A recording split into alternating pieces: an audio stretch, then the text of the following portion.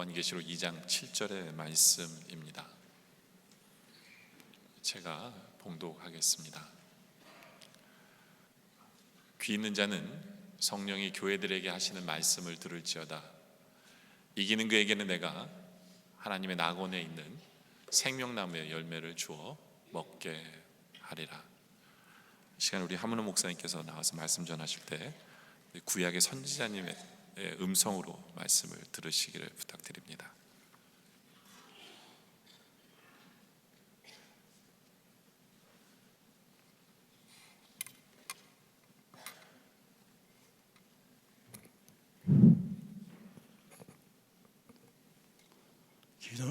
한번 기도드리겠습니다. 오른손에 7 별을 붙잡고 7 금촛대 사이를 왕래하시는 우리 주 예수 그리스도께서 이 영락교회를 이 땅에 세워주시고 구원 사역을 감당할 수 있도록 축복하심을 감사합니다. 오늘은 또한 하나님의 은혜를 사모하는 심령들에게 부족한 종을 통하여 말씀을 전달하고자 하시는 주님께서 이 자리에 역사하여 주셔서 모든 성도들의 심령 속에 마음문을 열고 은혜를 넘치도록 받는 시간이 되게 하옵소서. 이 시간에 꼭 필요한 말씀이 증거되게 하옵소서. 감사하옵고 예수님 이름으로 기도하옵나이다. 아멘. 방금 전에 소개받은 대로 우리 달라스 영락교회 초대 목사였습니다. 제가 이 달라스 영락교회에 부임한 것이 1986년도 벌써 30년이 지나서 오늘 이 자리에 서게 되니 만감이 교체합니다. 그 가운데 무엇보다도 아픈 마음이 있고 또 기쁜 마음이 있습니다. 아픈 마음이란 제가 서울 평강교회로 부임하러 갈 때 우리 영락교인들 제가 떠나는 걸 만류하면서 교인들이 저희 집에 와서 밤새도록 붙잡는, 그리고 공항에 나가서 작별 인사를 할 때 바닥에 다리를 뻗고 울면서 전송을 하던 그 모습이 생각이 나서 너무나도 양무리들에게 아픔을 주었다는 죄책감 때문에 저희 마음이 아팠습니다. 그리고 제가 이 교회에 섬길 때는 100여 명까지 모이던 교회, 오늘날에 와서 1,000명을 육박하는 큰 교회로 부흥 성장하게 된 것, 무엇보다도 저희 마음이 기쁩니다. 이렇게 영락교회가 잘 부흥하고 성장하는 데에는 몇 가지 요인이 있을 줄 압니다. 이 지역에도 많은 교회들이 있지만은 우리 하나님께서 특별히 우리 영락교회를 사랑하시기 때문인 줄로 믿습니다. 하나님이 여러분들 이 영락교회를 사랑하시는 것을 믿습니까? 예. 아멘 소리가 영 안 하는 교회인가?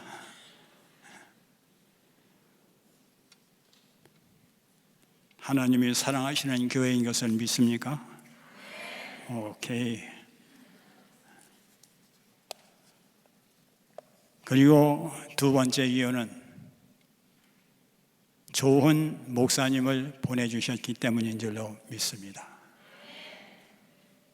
어느 교회든지 또 어느 단체든지 지도자 한 사람이 바로 세워질 때 교회 조직 단체는 부흥하고 잘 될 수가 있습니다.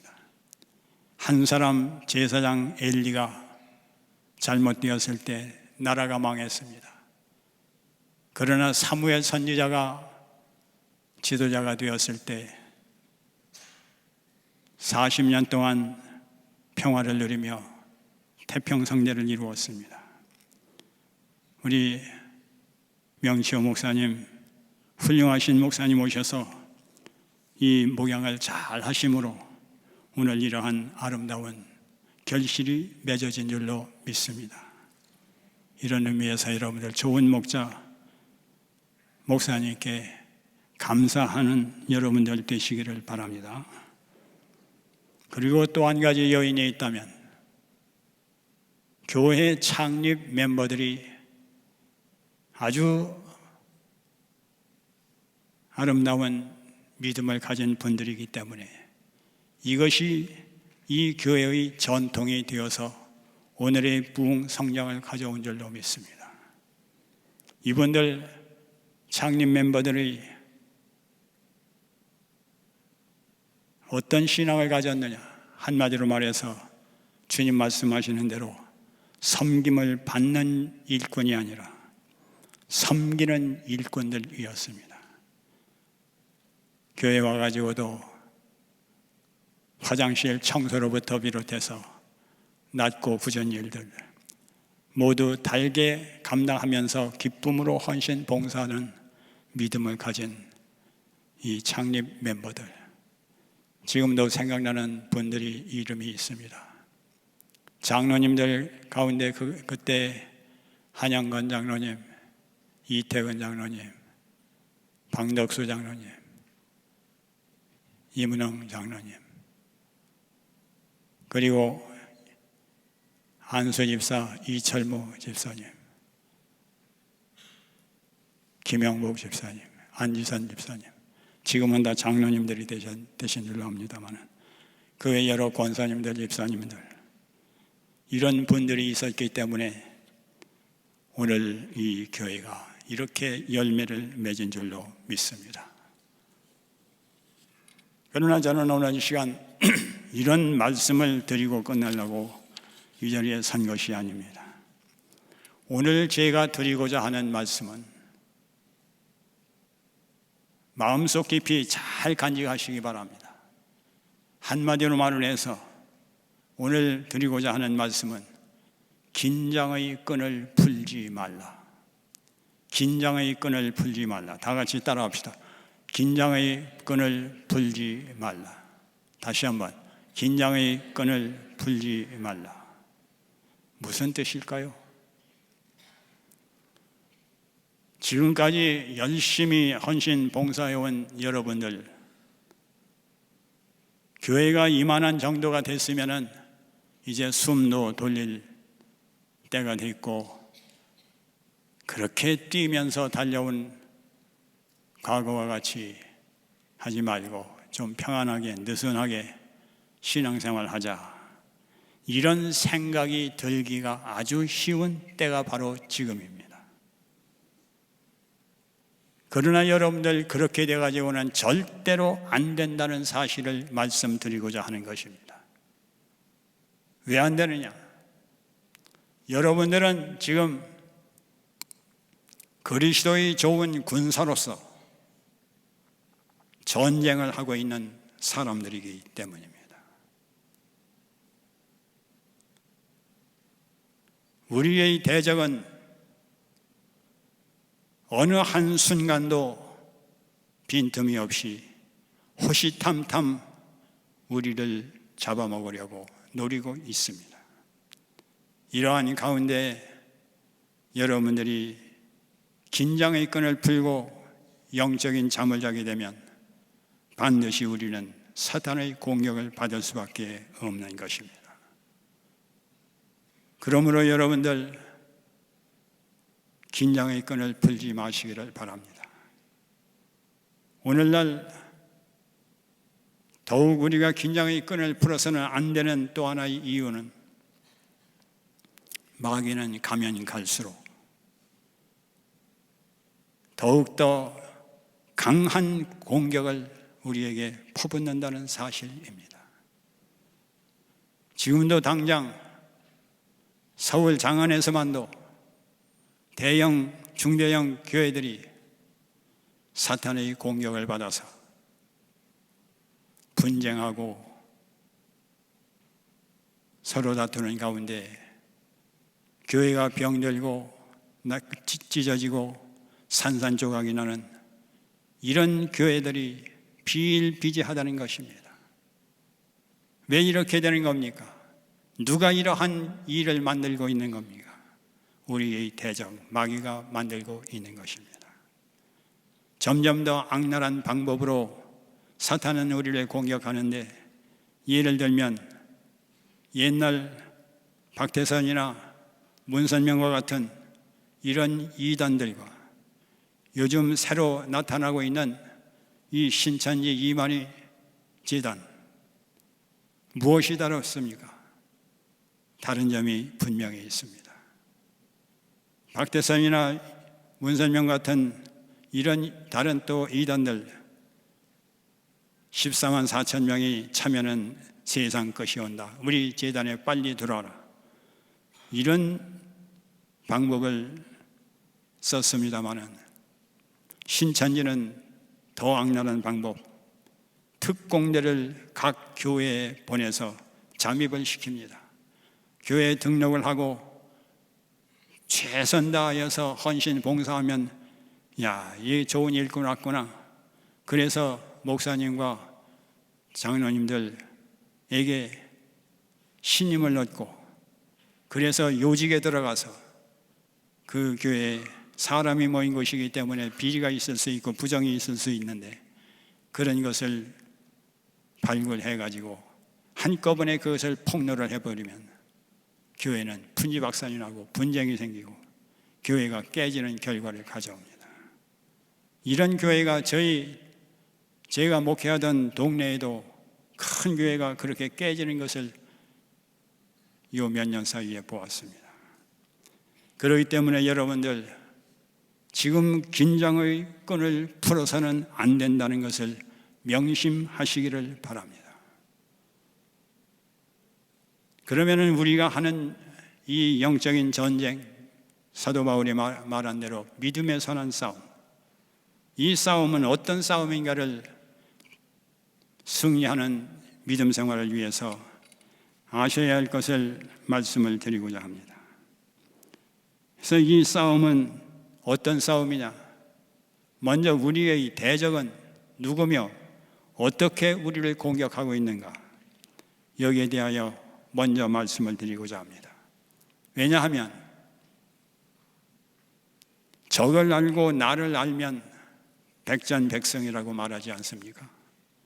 그런 의미에서 우리의 적은 어떤 존재들인가 하는 것부터 말씀을 드립니다. 첫째로 우리의 적은 누구냐? 베드로전서 5장 8절 말씀에 보면은 근신하라 깨어라, 너희의 대적 마귀가 우는 사자와 같이 너희를 찾나니. 그래서 우리의 대적은 누구냐 하면은 사단이요 마귀라고 하는 자입니다. 이 사단 마귀는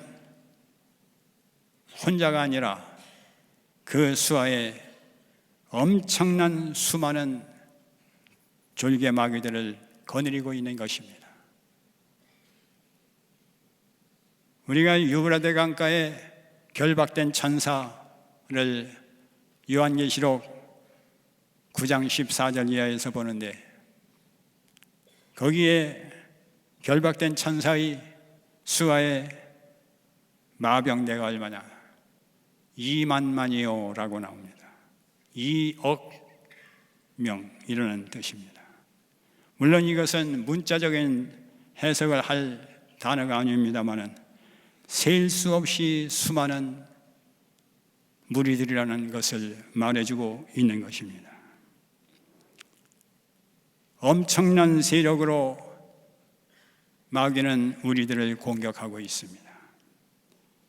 그런데 이 공격 목표가 무엇이냐? 우리에게서 무엇을 노리고 우리를 공격해 오느냐? 이 마귀 사탄은 우리들에게서 다른 것 노리고 오는 것이 아니라 믿음을 빼앗기 위하여 오고 있다는 것을 아시기를 바랍니다. 오로지 믿음 하나 빼앗기 위하여. 왜 사탄은 우리의 믿음을 빼앗으려고 노리고 있을까? 그 이유는 우리에게서 믿음 하나만 빼버리면 우리는 영생 천국을 가지 못하고 멸망에 떨어지기 때문입니다. 우리가 세상 것 다 얻는다 할지라도 믿음 하나 잃어버리면 우리는 멸망을 합니다. 반대로 우리가 세상 것 다 잃어버려도 믿음 하나만 간직한다면, 끝까지 지킨다면 여러분들은 천국에 갈 줄로 믿으시기를 바랍니다. 그래서 우리를 지옥으로 끌고 가고자 하는 이 마귀는 우리의 믿음을 빼앗으려고 혈안이 되어 있는 것입니다.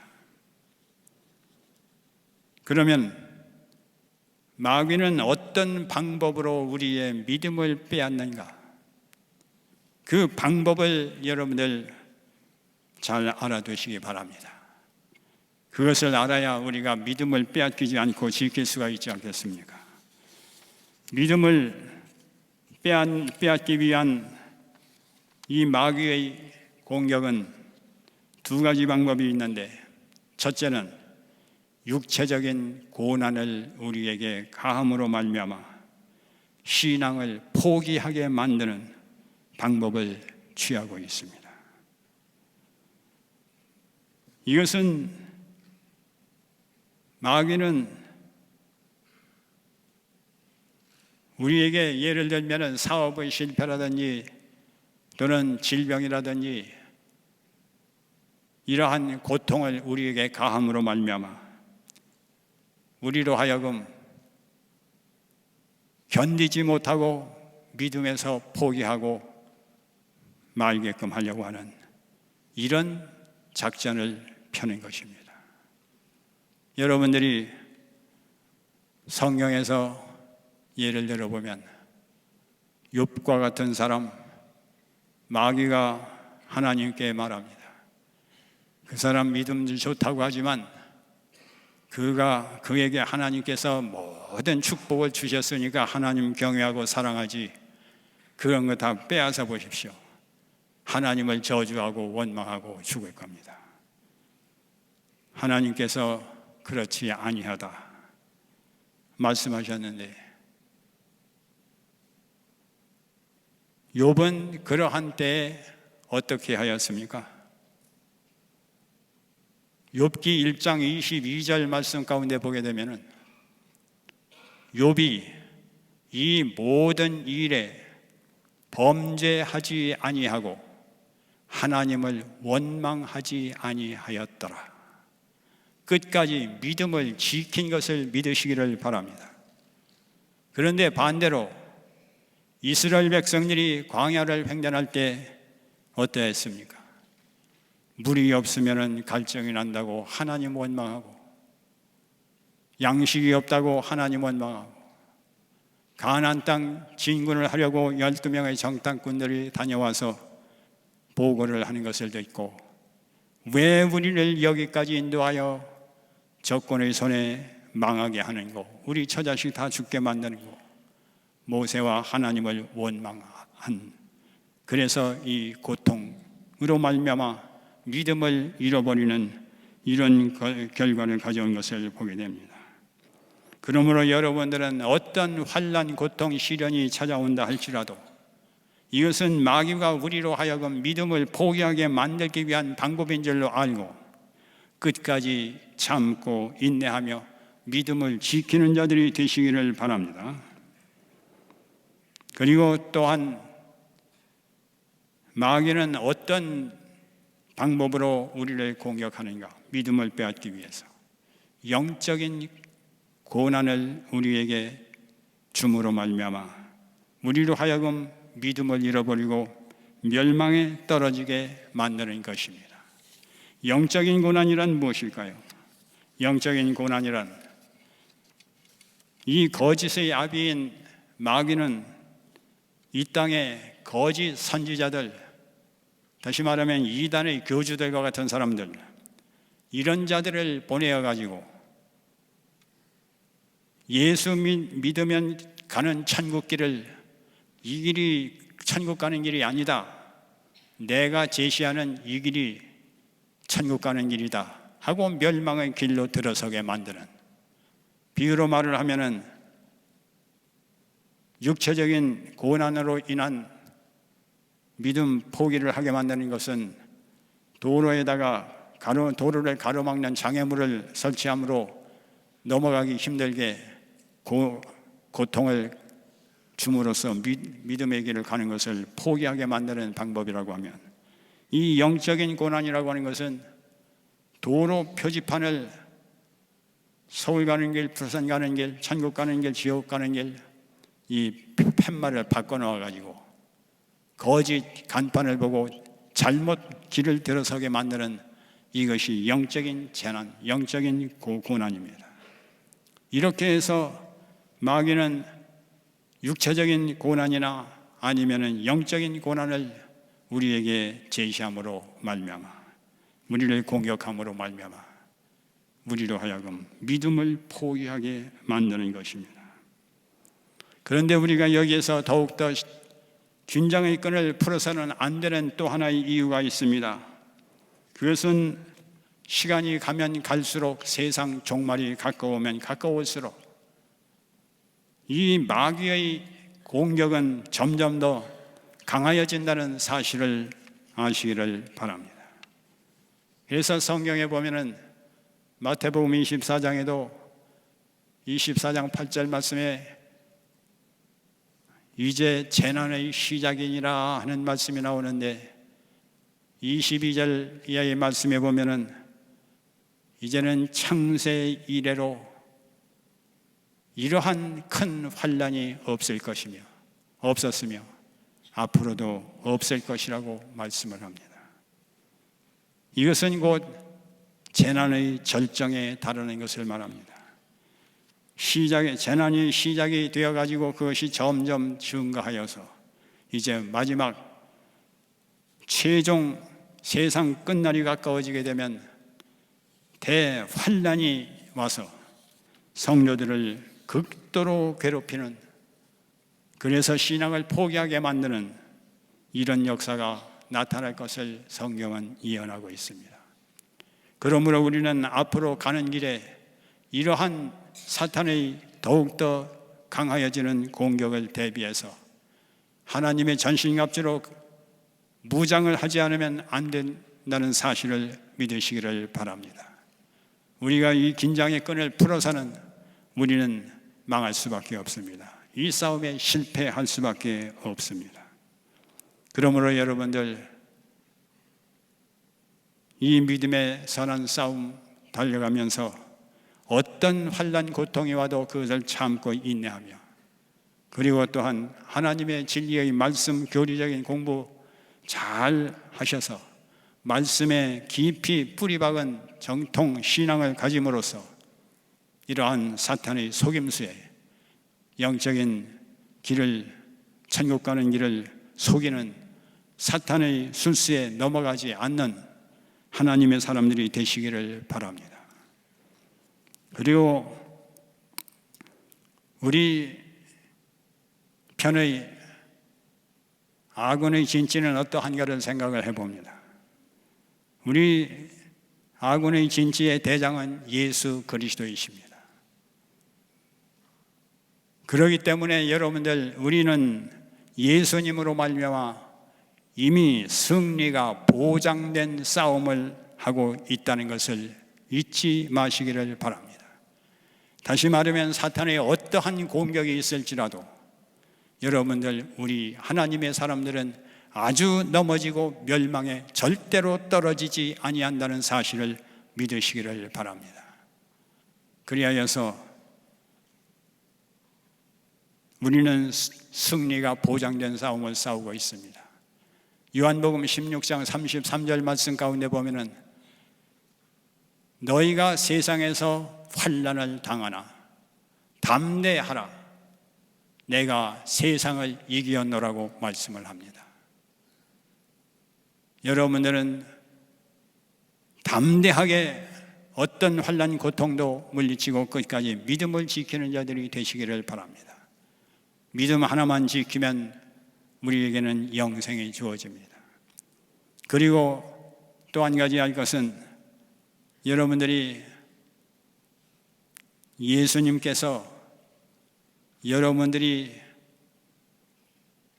이 영적인 싸움에서 승리를 하고 주님 앞에 올 것을 얼마나 간절하게 고대하며 기도하고 계신지 이 사실을 알아두시기를 바랍니다. 예수님은 요한복음 8장, 로마서 8장 34절 말씀 가운데 보면은 지금도 하나님 우편에 계시어서 우리를 위하여 친히 간구하시는 자라고 했습니다. 예수님은 십자가의 구원을 완성하고 천국에 올라가셨다고 해서 쉬고 계신 분이 아니십니다.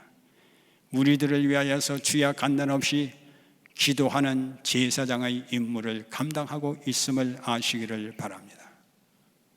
그러면서 우리가 제발 믿음에서 떨어지지 말고 이 마귀의 공격에 믿음 포기하지 말고 믿음 끝까지 지켜서 나에게 올 수 있도록 승리하고 올 수 있도록 해 주시옵소서. 성부 하나님께 우리 예수님은 지금도 기도하며 기다리고 계신 것을 믿으시기를 바랍니다. 예수님이 얼마나 우리들이 이기기를 간절히 사모하고 고대하고 계신가. 이 사실을 여러분들 요한계시록 2장과 3장에 있는 말씀을 펴보시기 바랍니다. 2장과 3장의 말씀의 내용은 무엇이냐면은 아시아에 있는 7 교회에 예수님께서 교회 사자들에게 보내는 편지입니다. 그런데 이 편지 가운데에서 우리가 살펴보면 참으로 놀라운 사실이 있습니다. 이 편지는 각 교회의 장단점을 지적을 한 말씀인데 이것은 어떤 상황을 생각하면 쉽게 이해할 수 있느냐면 여러분들이 그리스도의 군사라고 했는데 이제 우리가 전쟁터에 나가서 전쟁을 해야 될 거 아닙니까? 실전에 임해야 되는데 실전에 임하기 직전에 반드시 거쳐야 할 것이 무엇이냐? 완전 군장을 잘 했는가를 검열하는 일이 필요합니다. 그래서 전쟁에 나가는 사람이 총도 없이 나갈 수는 없지 않습니까? 총이 있는가? 실탄이 제대로 있는가? 머리에 철모는 제대로 썼는가? 신발은 있는가? 침구는 있는가? 천막은 있는가? 물통은 있는가? 이런 것들을 점검을 하면서 다 잘 갖춘 사람, 너는 참 잘 했구나. 뭐 하나 빠졌으면 너 이거는 빠졌잖아, 이거 보충해야 되잖아. 이렇게 완전 군장 검열과 같은 내용이 각 교회의 장단점을 지적하는 계시록 2장 3장의 말씀인 줄로 압니다.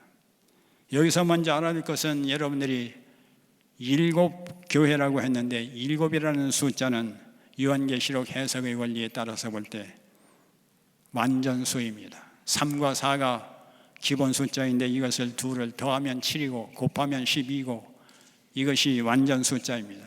7이나 12 그에 대한 곱하여서 12 곱하기 12 등등. 그래서 이 7 교회라고 하는 것은 아시아에 있는 교회만을 의미하는 것이 아니라 전 세계에 있는 모든 교회를 뜻하고 있는 것입니다. 그래서 예수님께서 이 2장과 3장의 7 교회에 보내는 편지는 전 세계에 있는 모든 교회가 이 교회처럼 잘하고 있는지 이 교회처럼 잘못하고 있는지 나를 비춰보는 거울로 삼게 하기 위하여 7 교회의 상태를 말씀해 주신 것인 줄로 아시기를 바랍니다.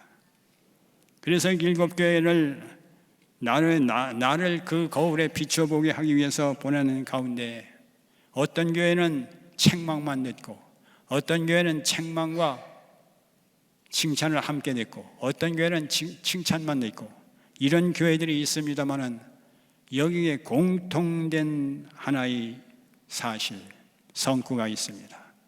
그것이 무엇이냐면 이겨라, 이기고 돌아와라. 그러면 내가 이런 것을 너희에게 상급으로 주겠다. 이런 약속입니다. 놀라운 사실입니다. 한번 읽어보시기 바랍니다. 요한계시록 잠깐 펴보시기 바랍니다. 펴보시면은 2장 7절 말씀 한번 다 같이 읽어보시기 바랍니다.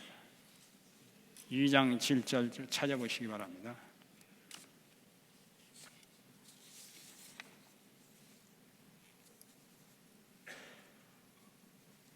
(2장 7절) 찾았습니까? 어째 대답이 없을까? 2장 7절 다 같이 읽어보겠습니다. 시작. 이기는 그에게는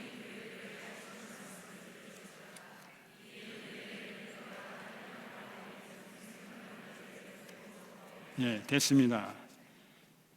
이렇게 생명나무의 과실을 주어 먹게 하리라. 생명나무, 창세기 3장에 나오는 생명나무, 이것을 따먹고 영생할까 하노라 한 말씀대로 영생을 주겠다는 뜻입니다. 또 2장 11절 말씀, 계시록 2장 11절 다 같이 읽겠습니다. 시작.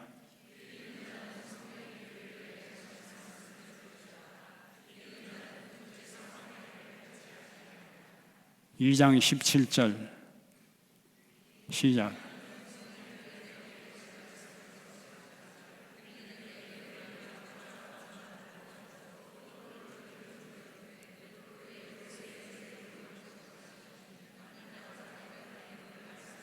됐습니다. 시간 관계상 이 말씀의 뜻을 세밀하게 풀지는 못하겠습니다. 그 다음에 계시록 2장 20 몇 절입니까? 5절입니까? 6절입니까? 시작. 이기는 자와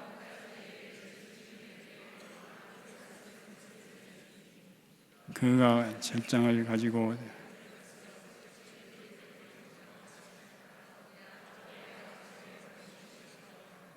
그 다음에 3장 5절 사대교회 시작.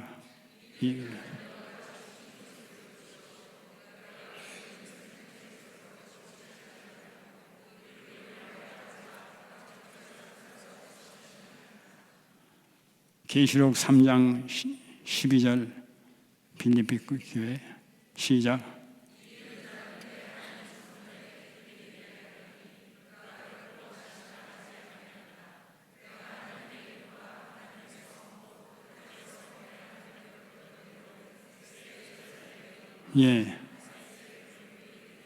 마지막으로 계시록 3장 21절 시작.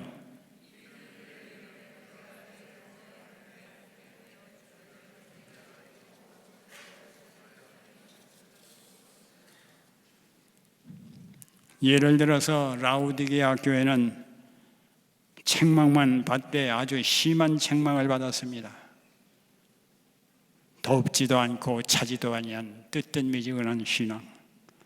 너희들이 세상적으로는 나는 부자라 부유하여 부족한 것이 없다 하나 너희 벌거벗은 것과 가난한 것과 눈먼 것 알지 못하는도다. 이런 심한 책망을 받은 교회까지도 주님은 권면하시기를 이겨라, 이기고 돌아와라. 이기면 내가 아버지의 보좌에 앉은 것과 같이 너희를 나와 함께 앉게 하여 주겠다. 이 얼마나 큰 영광이요 축복입니까? 예수님의 보좌가 어떤 보좌입니까? 하늘과 땅의 모든 권세를 내게 주셨으니 온 우주 만물의 통치권이 흘러나오는 어마어마한 보좌입니다.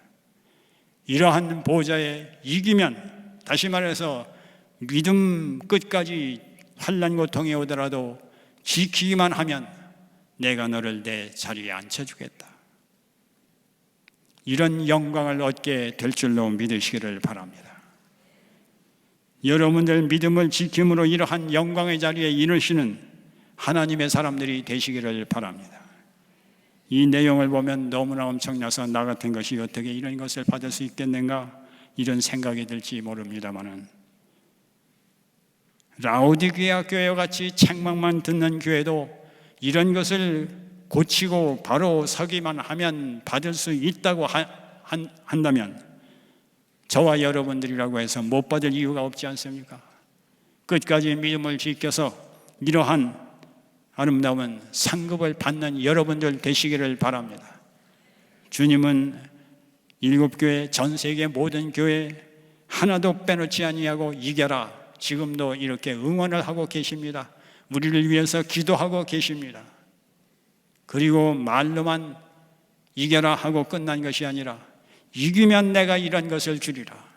값비싼 값으로 돈으로 헤아릴 수 없는 영광을, 축복을, 은혜를, 상급을 우리를 위해서 예비하신다고 말씀을 하셨습니다. 그러므로 여러분들 이 상급을 바라다 보면서, 올림픽 경기장에서 선수가 금메달을 바라다 보면서 최선을 다하는 것과 같이 여러분들 최선을 다하여 이 믿음의 경주를 마칠 수 있기를 주의 이름으로 축원합니다. 한 가지 오늘 교사주일이라고 해서 말씀을 한마디만 드리겠습니다. 여러분들은 어린이들의 신앙 교육을 맡은 분들입니다. 충고의 말씀을, 권고의 말씀을 드리는 것은 먼저 여러분들이 이기는 자가 되시기를 바랍니다.